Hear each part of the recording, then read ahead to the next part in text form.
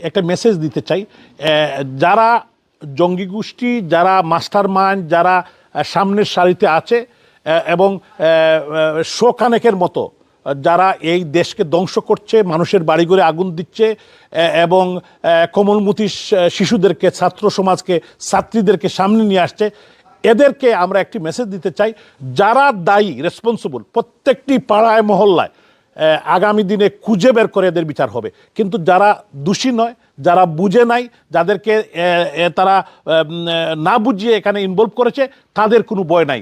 ইনশাল্লাহ যারা মানুষের বাড়িঘরে আগুন দিয়েছে, মানুষকে হত্যা করেছে, খুনি চক্র, তাদের বিচার হবে। তারা কিন্তু এখন ভয় পাচ্ছে, তারা কিন্তু বলার চেষ্টা করছে সাধারণ মানুষকে, সাধারণ ছাত্র সমাজকে, যে আওয়ামী লীগ যদি আবার আসে তাহলে বাংলাদেশে কেউ বাঁচবে না। নো, আওয়ামী লীগের ইতিহাস বাংলাদেশে মানুষের উপর নির্যাতন করে নেয়, মানুষের হত্যার রাজনীতি তারা আওয়ামী লীগ বিশ্বাস করে না। মাননীয়